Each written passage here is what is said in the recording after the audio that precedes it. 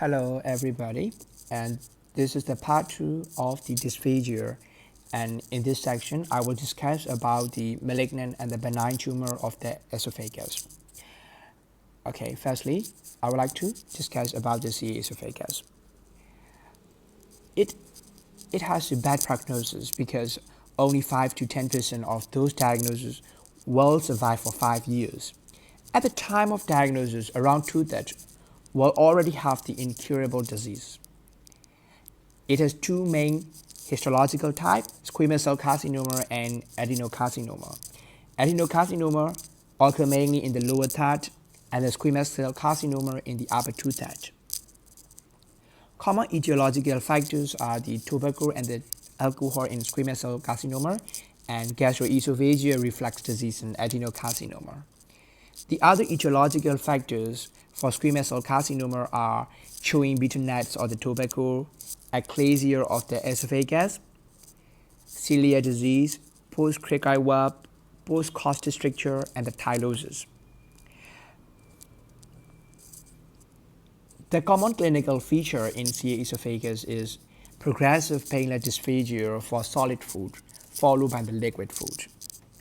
Weight loss occurs in the late stage, and the patient can also complain of chest pain and the hoarseness in mediastinal invasion. And hoarseness occurs because of invasion to the recurrent laryngeal nerve. Sometimes the tumor invades to the phrenic nerve, leading to the diaphragmatic palsy.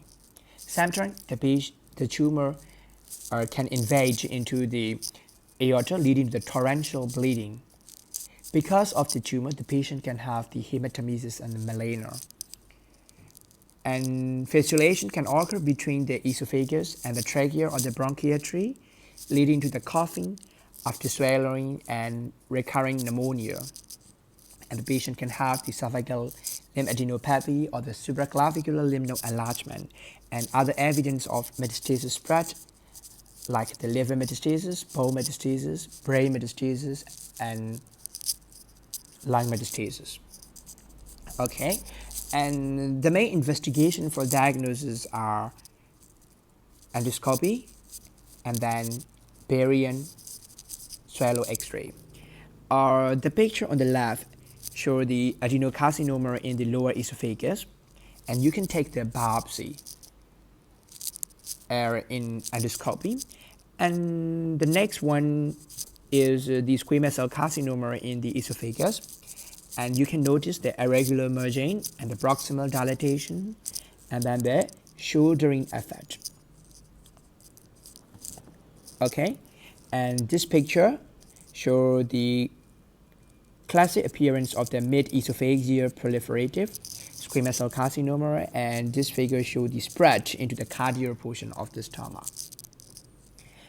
And the next investigation for the local spread include the bronchoscopy, and you can detect the invasion into the posterior wall of the trachea from the esophageal carcinoma. And then this is a computed tomography CT scan showing the primary tumor in the lower esophagus. And then this is an endoscopic ultrasound, which is important in T staging of the CA esophagus, and you can detect the local lymph node enlargement.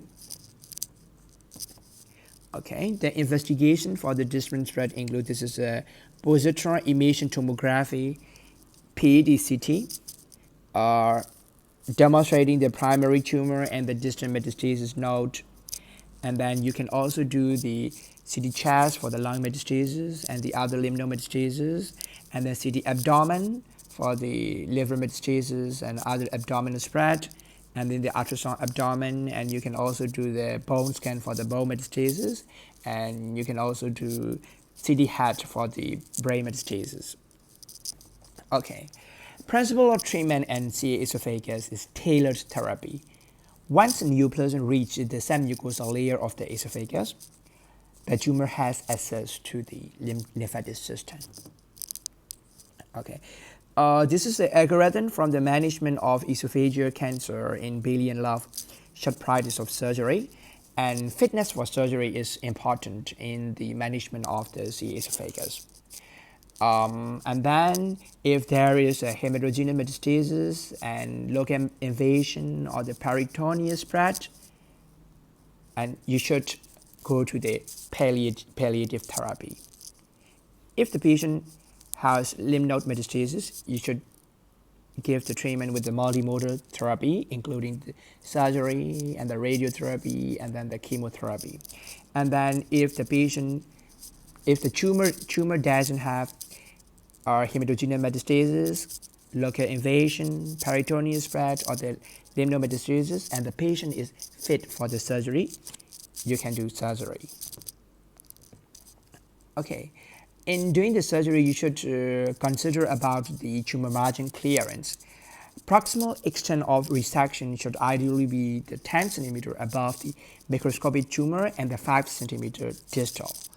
If not possible, post-operative radiotherapy can minimize the local recurrence. And then regarding the extent of limb adenectomy, it is a highly controversial issue. For squamous cell carcinoma, which occur mainly in the middle and the upper third of the tumor, 3-phase operation with 3-phase limb adenectomy should be done. 3-phase operation include the 3 incision, and 3-phase includes the cervical phase, and then the thoracic phase and the abdominal phase, removing the lymph node from 3 regions.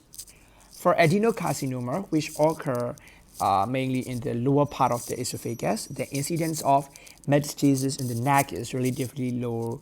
So you can do the 2-phase operation, including the thoracic incision and then the abdominal incision with the 2-phase limb adenectomy. And in doing the surgery, the approach can be the left thoracoabdominal approach. But left thoracoabdominal approach is limited proximally by the aortic arch. You can't do anything above the aortic arch. This is the main limitation in left thoracoabdominal approach.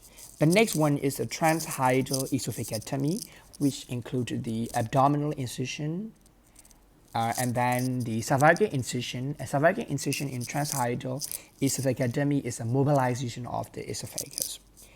And esophagectomy is done via the hiatus of the diaphragm via the laparotomy.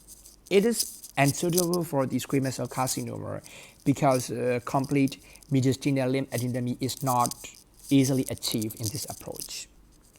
The next approach are the Ivor-Lewis or the Lewis-Tanner operation. It includes the 2-phase initial laparotomy followed by right thoracotomy.